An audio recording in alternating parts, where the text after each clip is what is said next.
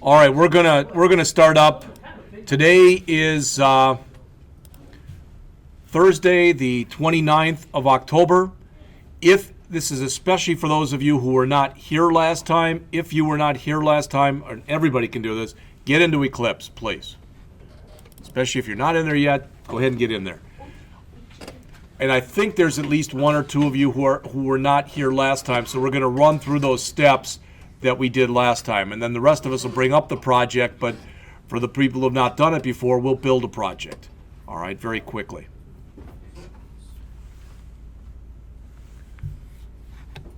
Not even sure if I did something, John. I'm not sure how I got a tan background. You can't see it on here, but it's actually kind of tannish. I don't know what I don't mind it. It's fine. It's fine. It's okay. But I'm saying I don't know what I did. That's all. All right. If you were not here the other day, I'm trying to remember what we did. All right. You remember what we did? How did you get us started? Because I've got it taped. But when we set up those Android, the Android settings, you know, for Android Studio, what was that? Oh, for Android Studio, but you're in Eclipse. That's true. That probably wouldn't help much. But how did we do that? I don't remember. Do you? Let me think about it. Where does anybody else? For Android Studio, I'd have to start it up and look at it. YouTube might know. What's that? I said YouTube might know. Yeah, well, no, I've got it on YouTube. The thing is out there. So let's just do this. Let's just assume that you're in Android, or you're in Eclipse, rather. So if you're in Eclipse, if you were not here last time, listen. And if you were here last time, just zone me out for even more time than you probably usually do. All right? So if you were not here last time, we created the world's simplest app. So if this is for those of you who were not here last time, if you want to try it again, you can, but you'll want to give the app a different name. All right? So this is what we did last time. You go to File, under Eclipse, you go to New, and you choose Android Application Project. All right? You give it a name. We did Hello World, so I'll do Hello World 2. All right? It automatically fills in your project name with the same name as the app, and it gives you this package name, which you can keep, which is example.com, or you can change it. I'm just going to keep it. John has recommended for the minimum required SDK that we use API 16, I believe it was, right? All right, which is Jelly Bean. Android 4.1 Jelly Bean. All the Android versions are named after candy, fruit. They say something sweet. All right. Notice that we could go all the way up to API 1. The advantage of going up all the way is that means that anybody, even up to version 1, could use it. The bad news is all the new features since number 1 they wouldn't be able to use. So again, we'll just use API 16 4.1. The target SDK, the next one underneath that, if you click the down arrow. John, did we want 5.1.1 or 6.0 for the target? I think most everybody's on 5.1. All right. So choose API 22 5.1.1. For the compile with, you should be able to just leave that one alone. Whatever it's set to, you should be able to leave it alone. All right. You do have a couple of themes that you can use in here. Let's not even worry about those right now. So if you weren't here last time and you can create all that stuff, that'd be great. All right. Then click Next. There's a bunch of stuff here we don't have to check on, but if everybody would look up on the screen here, I said this last time, I'm saying it again. Please make sure that you've got some kind of a folder set up on your D drive. Call it Java, call it Android, it doesn't matter. But make sure for your workspace that it's set up to that. What we had last semester was we had about 14 people who were set up to Adrian's. So they were all saving it to his stuff. Yes, Luke? You want it on the H or the D? No, unless you reset it to H, it should be on the D drive by default. You can put it on. You can put it on your H drive. All right, if you've been using that without any problems, you should be okay with that. All right. Then we click Next again. This is if we want to come in, and this is basically our icon that we've got associated with our app. We don't really care. Okay, we really and truly don't care. All right, so I'm just going to click next. We want blank activity. You can take and move your way down if you want to look at what the other ones are set up to be like. But for virtually everything we do in here, we want create activity checked and blank activity. Click next again. For now, at least, let's just keep the default names, which are main activity and activity main. And then click finish. And we're done. Now, hopefully no one had any problems if you just did that for the first time. What you're going to notice, I'll take your question in a second, but what you're going to notice, or John can, is when you look at it, you get a boatload more stuff than what we've had before. All right, I gave out a couple of handouts last time. If you weren't here, just raise your hand and John will give you one of the handout, or the two handouts.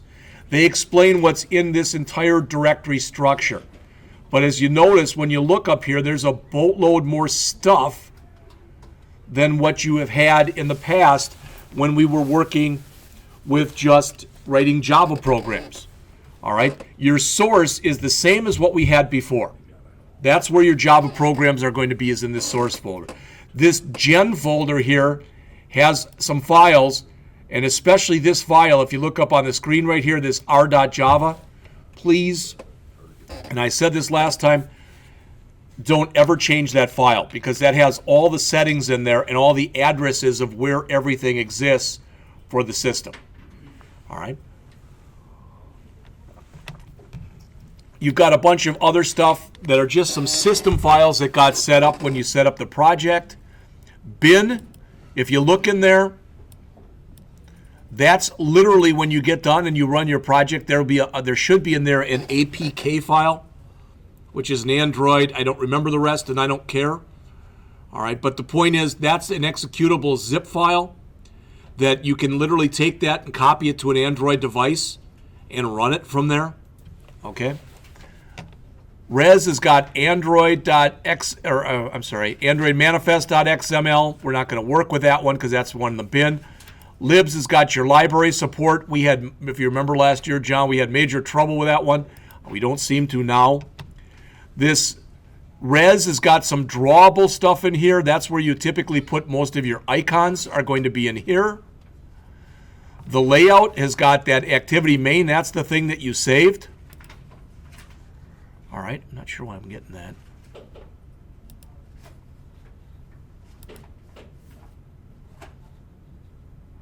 Close a bunch of stuff here. That looks a little better. All right, so I've got that activity main in here. And what this is this is your program so far. All right, and it's your program so far written in a language that's called XML, or the Extensible Markup Language. All right. When you write code in here, and especially when you write GUIs, you've got your choice. You can either drag stuff around and set stuff like that, or you can come up and write it in the XML. That's what some developers choose to do. And if you write them in the XML, when you run the program, what it does is it takes this file and it's referred to as it inflates it, which means it maps up everything that's in here with what you see on your screen to make sure that it all works okay. All right. Menu stuff is in here, so if we wanted to create other menus and the like, we could do it in here. Values has got 3 different files in it. The first one is called dimens.xml. We didn't look at this one last time, but it's got different screen dimensions and other things that you can set up if you want to. This next file that's called strings.xml looks a little weird. You can look at it in 2 ways. So if I wanted to add a new string, I could click add here, or I can come down here on the bottom where it says strings.xml and I can add it right in here. I like doing it that way, and that's the way that if we ever have to, I'll be doing it because I'm just more comfortable with doing it that way. All right. When you work in Android, you very rarely, if ever, create a variable that's of type string. Instead, what you do is you take any strings and you put them in this file. And the reason for doing that is this file then, if you decide you want to internationalize your app, so if you want to create another version in Spanish and French or whatever, you'll end up creating another one of these strings files. All right? All right. The styles. typically you don't have to work with that because that's been set up for you automatically. I chose the Android theme light when we started, etc., but this is more XML. All right. This Android manifest.xml file, again, I can add or look at stuff this way, but I always just go into the actual XML file itself. All right. Notice it shows us the minimum SDK we're going to run under and the target SDK we're going to run under and a few other things. Most of them are just the defaults. Okay. So right now, we actually have something on our screen. We actually have a file that we can work with. There actually is one in there. All right. So if I go back to that activity main.xml file and I go into my graphical layout, this is my screen right now. Doesn't look like much. But we looked at this last time, and I want to quickly go over it again for the benefit of those of you who were not here last time. It says the version of your rendering library is more recent than your version of the Adt plugin. Please update the Adt plugin. Have you ever gotten that? See that? Yes. What should I do? Go back to the Sdk Manager or what? No, I think you actually have to go over to, it's either under Window or Help. It's under Help. Or, yeah, under Help. Install new software. No, yeah. And there, click the Add button. Just ADT for the name. And then in the location,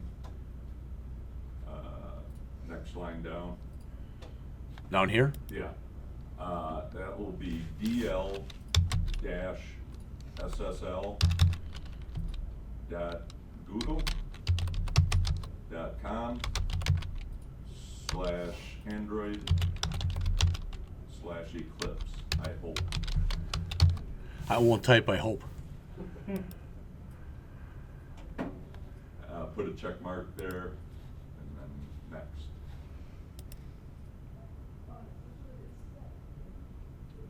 Next.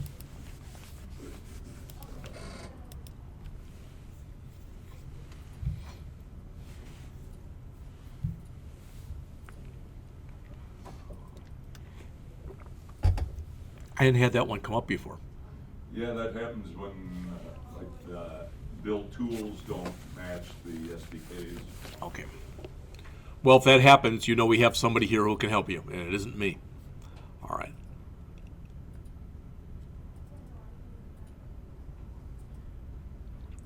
We will start up as soon as this finishes. Now, for those of you who, again, who were not here last time, literally what should come up on the screen in a minute is our screen rendition, and it'll just be something with a little text box or a label. I don't remember what it is, but it says Hello World, and that's it. We can run that, but if you were not here last time, you will have to go in and you will have to set up. Okay. Yeah. You will have to set up an emulator. So it's called a simulator for the Mac or for Apple that we were in last hour, and it's called an emulator here. Yeah, you do that.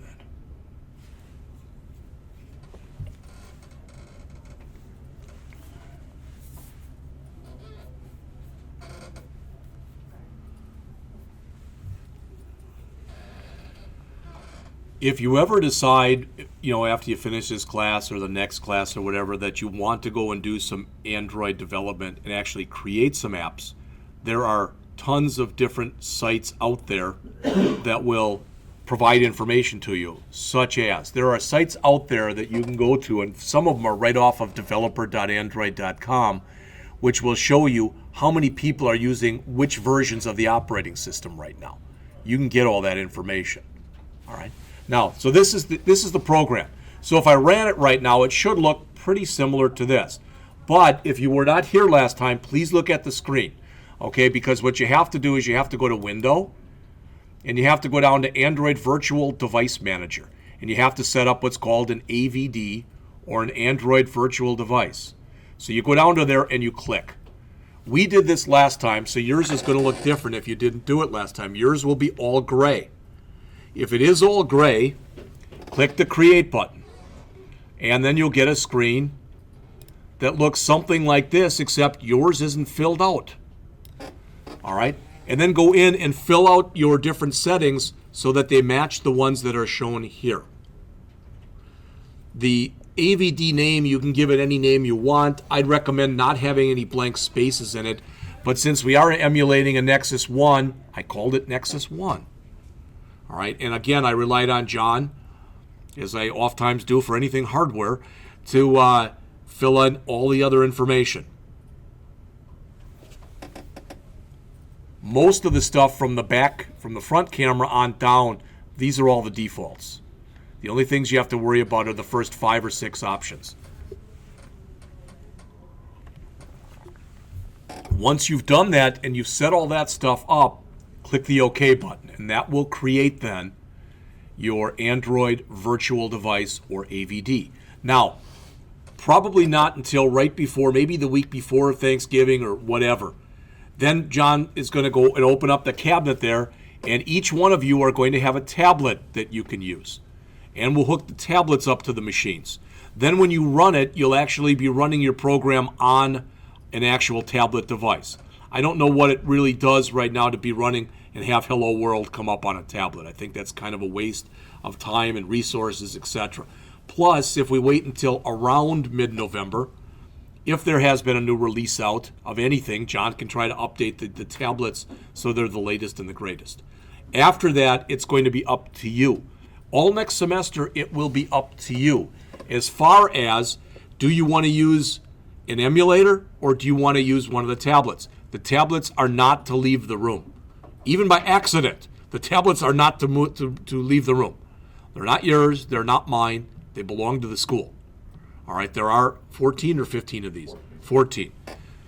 And right now, there are 14 people in this class. So that worked out fortuitously. All right.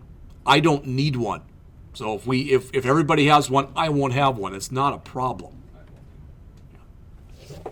So I'm going to click OK, but I'm going to click cancel because it's already set up. So now yours should look like this, and everybody can do this. Start your emulators, please. So go, if you have to, go back in Window, Android Virtual Device Manager. And before we do that, if you've already done it, it's fine, but I want to show you this, because we didn't really talk about this last time, but if you go to Android, you don't have to do it. But if you go to Sdk Manager, what it shows you are what you have loaded and what's available to you right now to be loaded for software. The reason that I'm telling you this is if John decides, for example, oh, yeah, we've got this out there and I've been playing with it and it works better, we might have you come in sometime and it's just a matter of checking and unchecking things. Notice if I check here, now it says I can delete that package because it's already installed. All right, if I come over to here and I click this one, it's not installed, so it says install one package. That's how you basically upgrade your software, is you check something to install or you check something to uninstall. We're not going to worry about it right now, but I just wanted to mention that to you, because if John says to me, hey, Jeff, you know, there's a newer version of the build tools that I think is better, there was a problem with the other one or whatever, I might ask you to do that. All right? Okay. So again, what we want to do is do Windows, and we should all do this, and go to Android Virtual Device Manager right there. Come in here, click on your emulator, and then click Start. All right? So everybody can do that. Now, all the stuff that's in here, to my knowledge, you don't have to change any of that now. What's going to happen when you bring up the emulator, it comes up, it's pretty big on the screen. If you did want it smaller, you could scale it in here if you wanted to do that. There's no sense right now for what we're doing to even scale it. Don't worry about the wipe user data. It's all okay. So just click Launch. And it should say, you give a message that's starting the emulator. Some of you, and it happened to me last time, it happened to Thwan last time, it might have happened to other people. You might get that warning is okay, but you might get an error message that you don't have any space. If that happens, you have to let us know. So we'll have to try to clean that out for you. All right. So this is right here. That's what the emulator will look like when it runs. All right. Now, one thing I forgot to tell people. So this can be when you look down at the bottom here, and you've got the little emulator. See, it's the little logo for Android. When you have that, okay, I can now close this thing. So I can just click the X to close it. Don't do that until the emulator comes up. The emulator, right now, it's still, for lack of better words, it's warming up, okay? What I should have told you before, and I'm blaming me, I should have told you before, is, John, what are all those settings? So if you missed last time, you really should come up and go into Window, and is it Perspective first? Customized perspective, yes. Window, Perspective, Customize Perspective. Everybody should do this. It'll make your life a little bit easier. So Window, Perspective, Customize Perspective, and then click, and it'll come up and look like this. Mine are already set. You go to Menu Visibility, and to Window down here, and you open that up, Show view. and then you go to Show View right here, and you open that up, and you should make sure that Devices and Logcat are checked underneath there. What Devices does, I believe, is that's telling it to recognize your emulator and whatever, and it really doesn't matter. The Logcat, what that'll allow it to happen is you'll get extra stuff that will show status of what you're working on down here. All right? Yeah, the devices will show down at the bottom of your screen there whether you're running an emulator. Oh, okay. There you go. That makes sense. All right, so if you've done all that, click OK. I've done it already, so I'm going to click Cancel. All right? And what you typically see down here then is if I go to Logcat, see, that's not a good sign again. Nothing's happening in mine. Click on your emulator icon down at the bottom. Oh, there it comes. It just started. Sometimes it takes a little bit for that. Sometimes it's like instructors. It's just kind of slow. You're sunk. I'm going to get the same message again about the ARM thing. Yeah.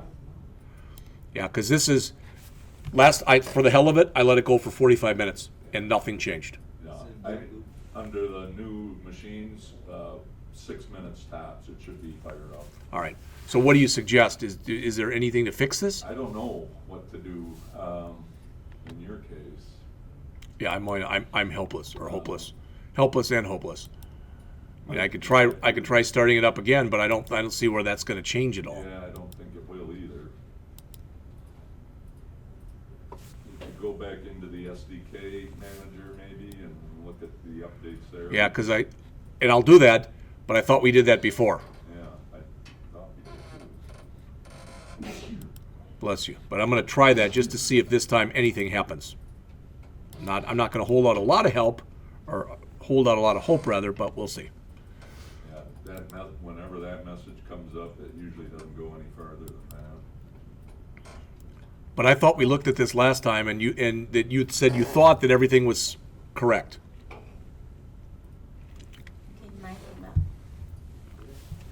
That looks. And I can scroll my way down. Scroll down a little, yeah.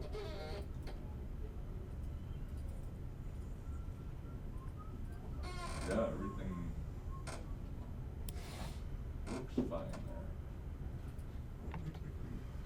I mean, I'm looking at the You're majors. the only one that's having that Yeah. issue. What? You didn't? I'm like in boot loop or something, just boot. I didn't get there.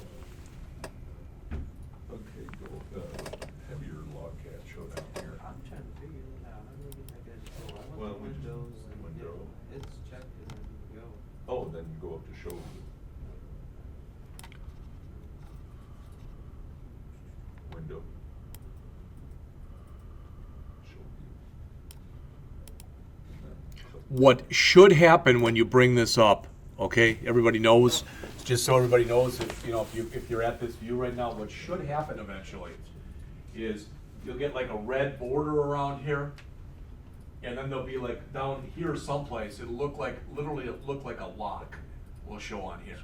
And then you should be able, when that happens, to grab that lock and drag it up here, then your program should run. Hopefully you see how this, how running with the emulator is kind of a pain in the butt. Yeah, that's right. Especially for the instructor, when the instructor is trying to show you and his doesn't work. Yeah. When it says, John, that the process isn't responding, you want to wait, it doesn't really matter which one you click. No, I usually just say okay, Yeah. and then you're fine after that. It's nothing you're doing, it's a system thing. Yeah, it's because we're running on a virtual machine. Right. Running a And virtual again, machine. that might have something to do with mine, I don't know. But as long as they're gonna let me keep working with virtual desktops for you guys, this is the way we're gonna do it. Again, if I have problems getting my stuff to come up, then if nothing else, I'll just have John hook up. Or give me one of the tablets and we'll hook it up right away, all right? Not even sure when I start to hook up a tablet to this machine, between that and Camtasia and everything, how all that stuff's gonna work. I have no idea. So what should happen is this emulator should eventually start up and it should look, again, pretty much like this on my screen. All right, with a hello world on it.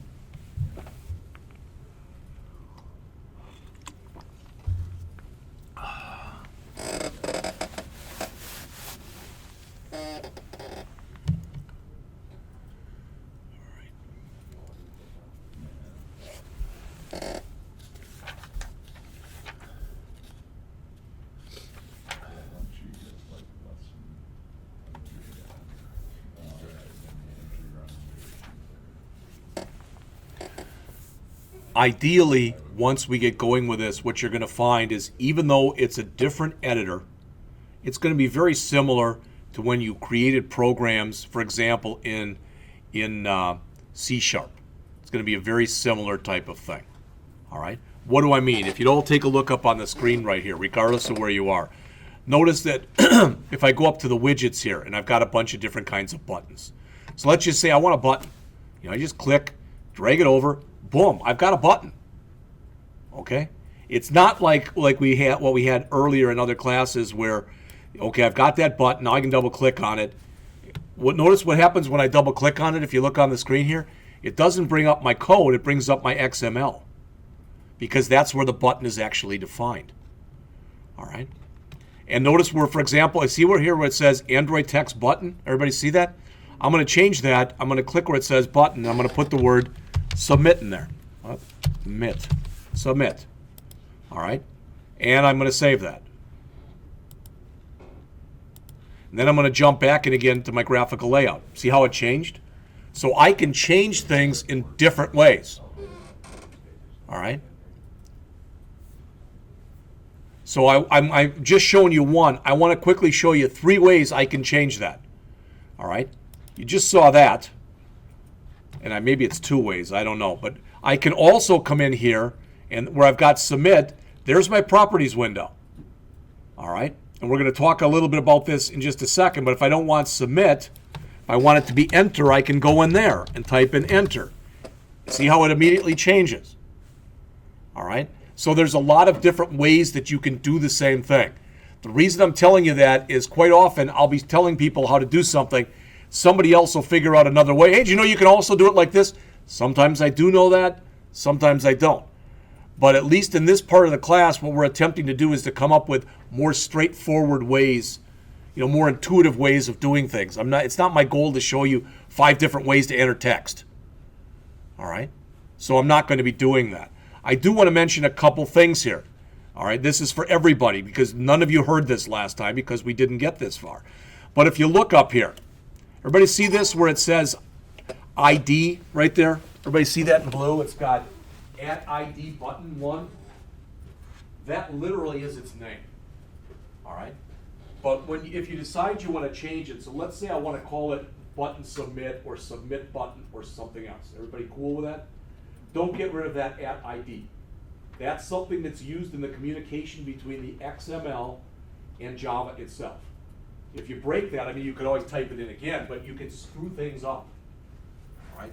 So I can come in here and manually do that. So I could come in here and click on that, highlight it, and change what I want. That's not a problem, right? Or I can come in here and I can click on the ellipsis right there and see what it brings up. So now I can just change the name to anything I want to change it to. And I think I can also right mouse click on it. Now there is a way, but it's not taking it right now. So I'm just going to click the ellipsis. So let's say that I want to call this button submit. All right, so I went in there and changed it. You can see that it's changing it already in the XML and in my r.id file. So I click OK. It won't change on the screen because I put the word enter there. But if I double click on it now, notice it's changed the name to button submit. Everybody see that? So there's different ways. But it's a good idea to immediately, as soon as you start working on this stuff, just like we did in C#, one of the first things I told you at the beginning of that class was create your controls, immediately rename them. All right, and come up with a standard. If you want to call all your buttons, if you want to call them submit button, enter button, something button, then do that. All right, typically it's done like this: button submit, button enter, button whatever. Don't just call it submit or enter. All right, it's better to do it like this. All right. So again, I can bounce back and forth all of the time. Notice on here I get the same, you've seen these before where you get the little blue things here, so I can drag out and notice what it does. It moved my button. All right, I didn't want it to move my button, so I did a Control Z and brought it back again. There's ways that you can change the size of it. We're not going to go over that right now. Again, you can go into the stuff that's in here in your properties window. So I'm going to change that back to submit. All right. One of the reasons that I had us go through and do the GUI stuff was so that this didn't look all that foreign once we got to it. All right.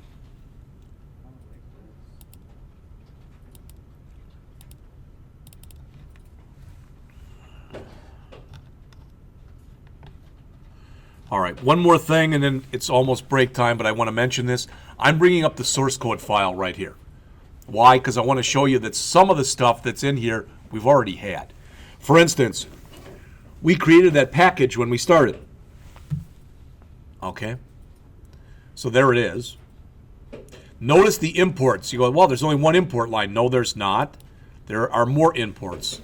And most of the imports you're going to end up doing in here are going to start with Android dot something. There still might be some Java stuff that you have to import, and that's fine. All right? Everybody see this?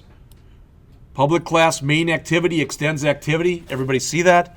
That main activity is on that last screen what we chose to call that. All right, so if you just wanted to call it main and you did that, it would now say public class main extends activity. All right, we're just going to, for now, we're just going to keep this. All right, couple things that are in here. It says here on create. Okay, this is basically what's going to end up running when you run the app. And it's got their at override, which means it is possible for you to change the stuff that's in there if you want to. All right. You may remember this from the other day. I may have said it today. I don't remember. This line of code right here is really important. That get menu inflator dot inflate. What that does is it says, all right, find my r.menu.main. So it goes into here, and it goes into this gen file, and under this r.java, it goes in here, and it finds wherever the menu is, or main is, whatever. So let's say it's this. So it finds that. That's a memory location. And it goes and it grabs whatever's in there, and it maps it up with what's in here. When it inflates, what it does is it says that anything that hasn't been defined on the screen that's defined in your XML, reconcile it so the stuff is basically known all over the place in Java code. All right? So that's what's happening when you're going through there and doing that. All right? And there's a few other things, and we'll look at some of these as we go on. The point is, for at least as we start, there should be no reason you have to change any of this stuff. All right. And as I mentioned before with this r.java file, you can look at it. You should never touch it. You should never, ever edit it. All right. Last thing, and then we're going to take a break. I mentioned this earlier, but I want to say it one more time. And that is that the site, developer.android.com, that is your site for all things Android. Doesn't look like much. All right, but I can click design, and again, there'll be videos, there'll be all sorts of stuff that's in there. All right, I can go to develop. Got more stuff that's in there. I can go to distribute, etc. So you can go all the way down in here and you can find out whatever it is you want to find out. What I wanted to show you though is if I come in here and I type in Android menu inflator, okay?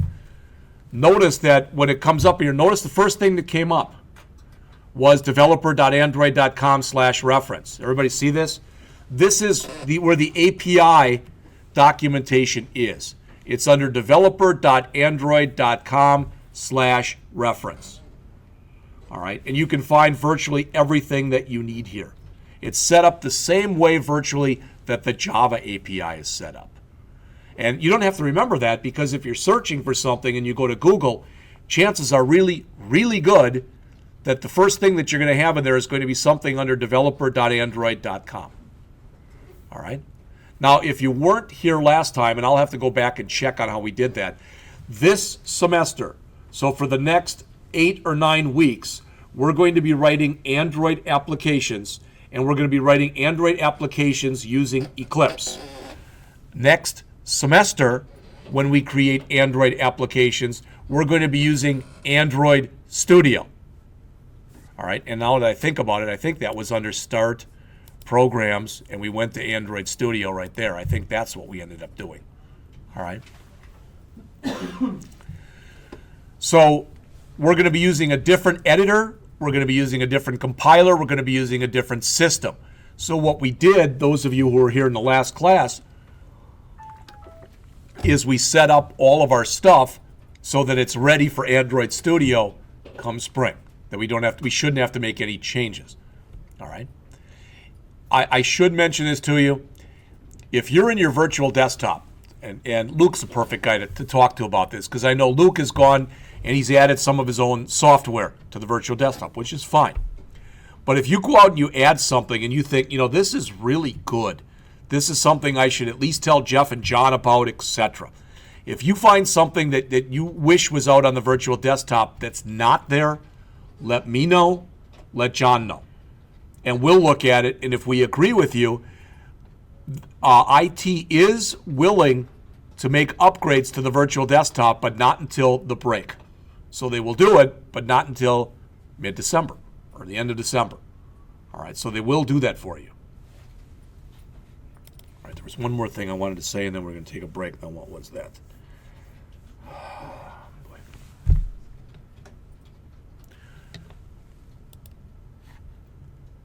I don't know if I kept this from last year, so that's what I was going to check. So let's see.